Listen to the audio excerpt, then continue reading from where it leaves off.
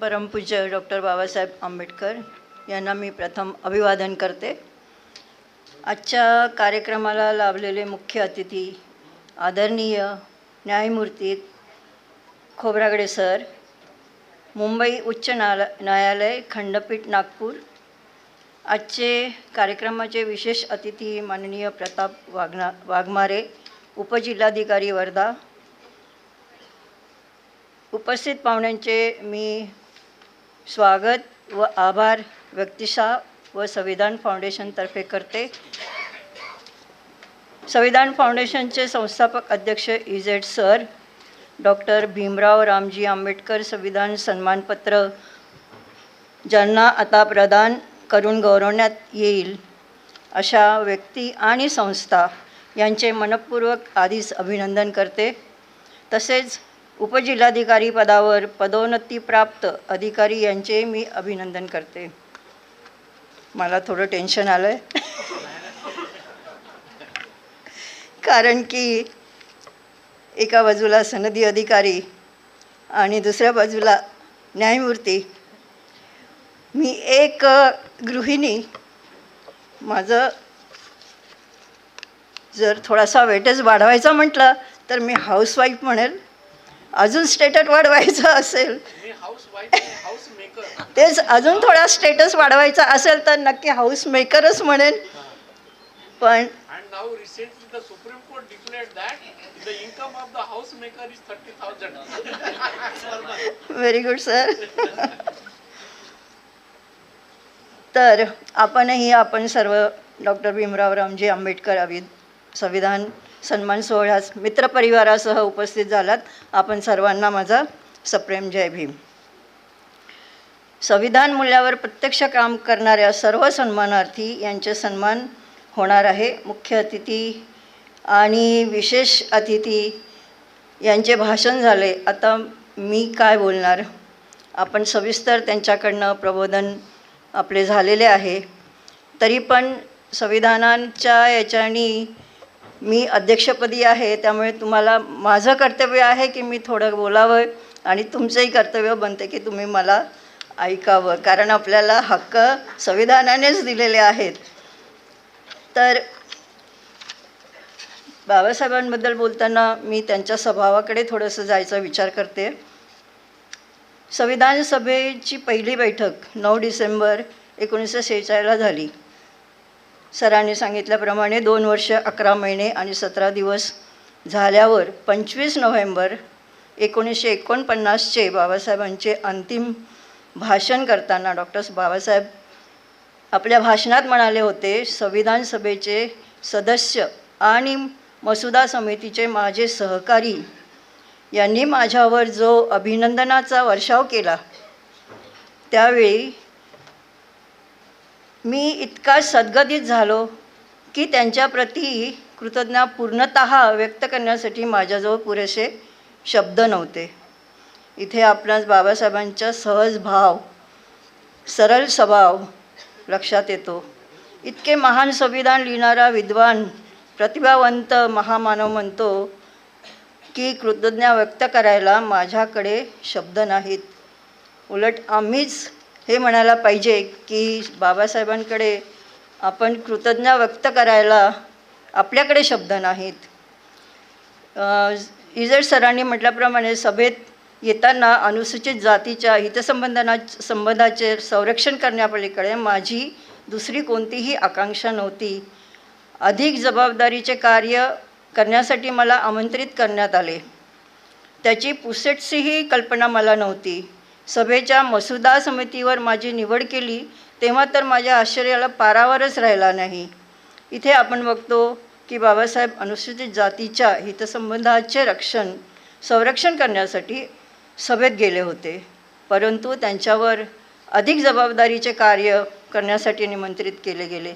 ते आश्चर्यचकित झाले आणि धैर्याने त्यांनी आपली जबाबदारी पेलली. इथे त्यांच्या कर्तृत्वान स्वभावाचा पैलू आपल्या लक्षात येतो आणि बाबासाहेबांना दिलेल्या जबाबदारीचे कार्य आपल्या स्वास्थ्याची पर्वा न करता आपल्या प्रगल्भ अशा बुद्धिमत्तेने संस्कृती आणि प्रकृतीचा विचार करून उत्कृष्ट असे संपूर्ण जगाने ज्याचे गौरव केले असे भारताचे संविधान बाबासाहेबांनी दिले आणि ते संविधानाचे शिल्पकार ठरले.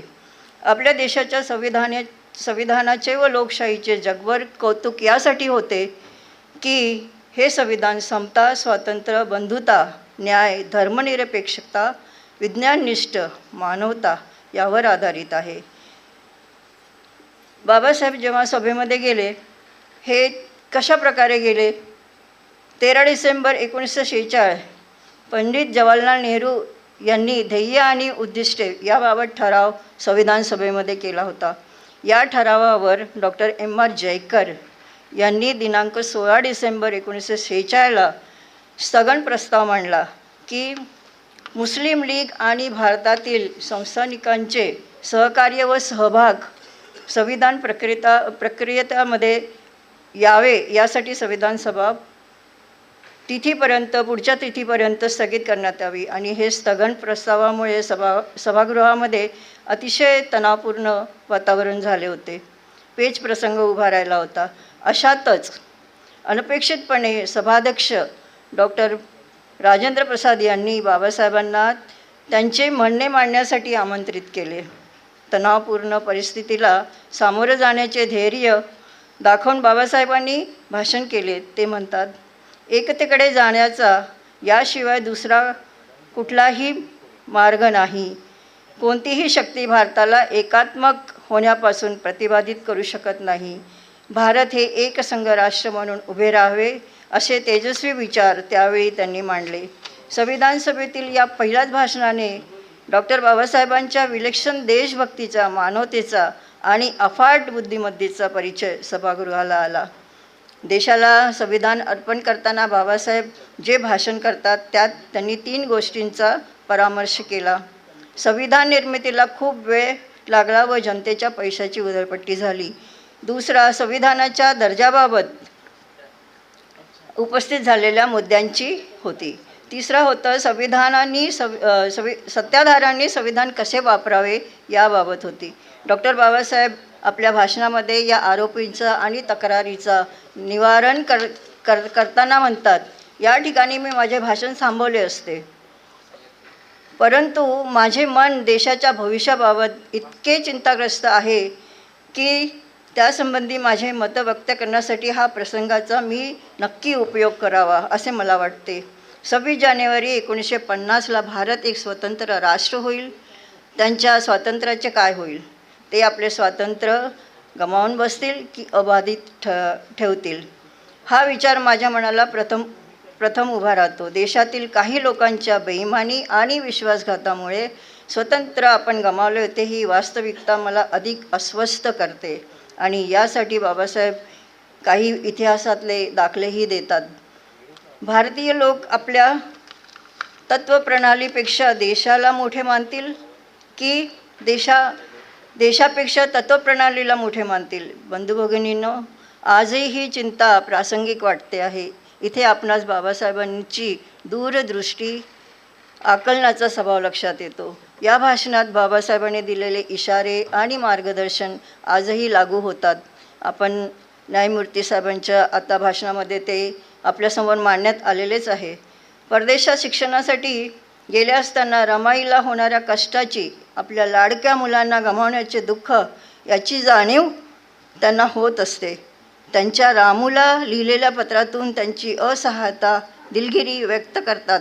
समाजासाठी, समाजातील मुलांसाठी झटलेल्या या कार्यातून आपणास त्यांच्या समाजाप्रती असलेली जाणीव, समाजाच्या उत्थानाची काळजी आपल्या लक्षात येते. बाबासाहेब विनोदीही होते, मिश्किल स्वभावाचे होते. एक मजाकी मूडमधील फोटो तुम्हाला आठवत असेल. राव बहादूर S.K. बोले बाबासाहेबांच्या मांडीवर बसलेले आपण बघतो. तो मुंबईतला एक प्रसंग आहे. त्यासोबत माईसाहेबही होते. तिघेही दिलखुलास हसताना दिसतात. तसेच एक तरुण बळवंत यांना सिद्धार्थ कॉलेजचे ग्रंथपाल हे शिफारस करतात की त्यांना एका विद्यार्थ्याला शिकवायचे आहे आणि ती गोष्ट आहे व्हायोलिन. तर विद्यार्थी त्यांना कळत नाही आधी कोण आहे, पण जेव्हा ते बाबासाहेबांना भेटतात तेव्हा त्यांच्या लक्षात येतं की आपला भावी विद्यार्थी हा भारताचे केंद्रीय कायदा मंत्री डॉक्टर बाबासाहेब आंबेडकर आहेत. हा निरोप ऐकून दोघेही घाबरतात. संपूर्ण देशाच्या कायद्याची पुनर्रचना करणाऱ्या एका महान विद्वानाला शिकवायचे त्यांच्या मनात एक असा अनुग्रह होता की बाबासाहेब एक कडक गंभीर नेत्याची प्रतिमा त्यांच्या डोक्यामध्ये होती. परंतु बाबासाहेबांनी आपल्या विनोदी स्वभावाने चेहऱ्यावर एक प्रेमळ मिश्किल हसू आणून त्या दोन्ही तरुण भावांना आपलेसे केले. संगीत क्लास संपल्यावर विद्यार्थ्यांच्या भूमिकेतून बाबासाहेब पुन्हा बाहेर पडून देशाचे महान पंडित बनून कोर्टाच्या केसेस आणि राजकीय विषयावर चर्चा करायचे.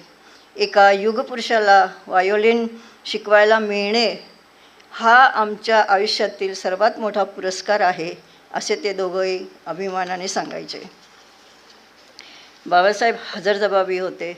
आतापर्यंत आपण बाबासाहेबांचा सहज भाव, सरळ स्वभाव, ध्येयवान, कर्तृत्ववान, तेजस्वी विचार, विलक्षण देशभक्ती, मानवतेचा अफाट बुद्धिमत्ता, करुणामय स्वभाव, कुशल कार्यकर्ता, जीवनात मिळालेला कडू अनुभवातील असहायता अनुभवणारा, तरीही कोणाशी कटुता न बाळगता या देशातील एक व्यक्तीला प्रतिष्ठा प्राप्त करून देणारे, हरहुन्नरी आणि विनोदी वृत्ती असणारे, हरगुण संपन्न असे अनेक विविध पैलू असणारे महामानव, सगळ्यांना माणूस म्हणून माणुसकीने जगण्यासाठी महान असे संविधान देशाला देऊन गेले.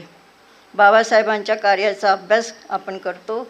त्यांच्या मनाची, त्यांच्या भावनांची, त्यांच्या आकांक्षांची आणि अपेक्षांची दखलही आपण घेतली पाहिजे. आणि म्हणूनच संविधान जागृतीचे कार्य, संविधान सार, संविधानाचा आरसा असलेले संविधानाची प्रास्ताविका ही शालेय मुलांमध्ये संविधान ओळख म्हणून या उपक्रमाद्वारे रुजवण्याचा प्रयत्न 2005 पासून इजेड सरांनी केला आहे. दिनांक 26 नोव्हेंबर 1949 रोजी भारताच्या लोकांनी हे संविधान अंगीकृत व अधिनियमित करून स्वतःप्रत अर्पण केले आहे. जगातील सर्वात मोठी लोकशाही असलेला भारत या देशाचे जगातले सर्वोत्तम असे हे संविधान आहे. मूलभूत हक्क व कर्तव्य आहेत त्यात, तसेच सामाजिक आर्थिक विकासांची तरतूद संविधानात आहे. स्वातंत्र्य, समता, बंधुता, न्याय ही तत्त्व सामाजिक लोकशाहीची तत्त्वे, जीवन जगण्याचा मार्ग, जीवन पद्धती आहे. ही तत्त्वे तथागत गौतम बुद्धाच्या धम्माची तत्त्वे आहेत असे बाबासाहेब म्हणतात, आपण ऐकलं आहे. त्यामुळे संविधानाची तत्त्वांच्या मूल्याचा स्वीकार करणे हे प्रत्येक नागरिकाचे कर्तव्य आणि जबाबदारी ठरते. आणि म्हणूनच संविधान जागृतीचे कार्य 2005 पासून सुरू झाले असताना आपल्या अधिकारात जिल्हा परिषद CO असताना इजेड सरांनी सुरू केला. याच वर्षी संविधान रॅली, संविधान दिवस प्रथमतः नागपूर येथून करण्यात आली. 2007ला शालेय पुस्तकामध्ये पहिल्या पानावर प्रास्ताविका छापली गेली. राज्य सरकारने 26 नोव्हेंबर संविधान दिवस साजरा करण्याचे निर्णय दिले.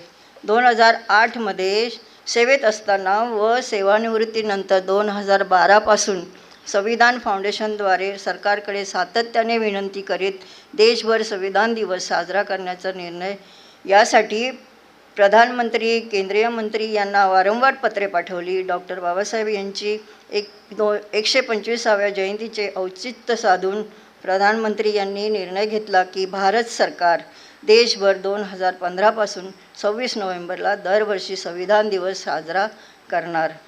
भारताच्या राष्ट्रपतींनीही संसदेच्या सेंट्रल हॉलमध्ये प्रास्ताविकेचे वाचन केले, हेही पहिल्यांदा घडले.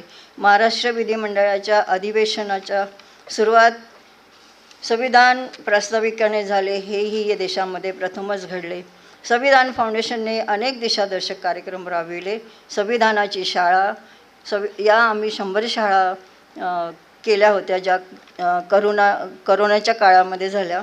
नागपूर येथे 2 दिवसीय संविधान साहित्य संमेलन घेतले गेले. 2005 पासून संविधान रॅली, वॉक फॉर संविधान, संविधान परिषद, संविधान महोत्सव, संविधान कार्यशाळा, संविधान दूत, संविधान प्रास्ताविका स्तंभ उभारणे, संविधान चौक नाव देणे, साहित्य संमेलन, गडचिरोली येथे, पेरमिली येथे, अहेरी येथे संमेलन परिषद व कार्यशाळा असे कार्यक्रम घडवून आणला. 75 वर्ष संविधानाला झालं, त्यामुळे अमृत महोत्सव साजरा करताना संविधान अमृत महोत्सवामध्ये स्पर्धा घेण्यात आल्या, ज्या कॉलेजच्या विद्यार्थ्यांसाठी होत्या आणि त्या विजेत्यांना पारितोषिकसुद्धा देण्यात आले. असा हा त्याचप्रमाणे एक स्तुत्य कार्यक्रम जो म्हणजे आजचा संविधान जागृतीचे उत्तम कार्य करणाऱ्या व्यक्ती व संस्था यांना डॉक्टर भीमराव रामजी आंबेडकर संविधान सन्मानपत्र देऊन गौरव करणे. संविधान जागर हे संविधान फाउंडेशनचे ध्येय आहे. हे राष्ट्र निर्माणाचे कार्य आहे. हे बाबासाहेबांचे कार्य आहे. 25 नोव्हेंबर 1949च्या भाषणातून बाबासाहेबांनी चिंता व्यक्त केली होती, जी अस्वस्थता व्यक्त केली होती, ती आम्ही भारताचे लोक मिळून संविधान जागृतीचे काम करून त्यांचे विचार, त्यांच्या तत्त्वाचे पालन करून बाबासाहेबांना आश्वस्त करण्याचा थोडाफार प्रयत्न केल्याचे समाधान मानता येईल आपल्याला. आपण सर्व आम्हाला साथ देता हे आजच्या कार्यक्रमातून दिसून येते. अशी साथ आम्ही नेहमी कायम राहावी ही अपेक्षा करते. आजच्या कार्यक्रमाला लाभलेले मान्यवर त्यांचे पुनश्च आभार मानते. संविधान फाउंडेशनचे आमचे सर्व सदस्य त्यांच्यामुळे आमचा कार्यक्रम हा यशस्वी होतो, त्यांचेही मी आभार मानते. आणि आपण सर्व लोकांनी मला वेळ दिला, मला ऐकलं, त्याबद्दल मी आपले सर्वांचे धन्यवाद मानते. आणि जाता जाता 4 ओळी माझ्या पण सांगून जाते. संविधान मिळण्यापूर्वी सूर्य होता, ऊर्जा कुठे होती? संविधान मिळण्यापूर्वी होता सूर्य, ऊर्जा कुठे होती? होता चंद्र, शीतलता कुठे होती? होता चंद्र, शीतलता कुठे होती? होता वारा, मोकळा श्वास नव्हता. होता वारा, मोकळा श्वास नव्हता. होते नीर, निरपेक्षता नव्हती. होते नीर, निरपेक्षता नव्हती. धरेवर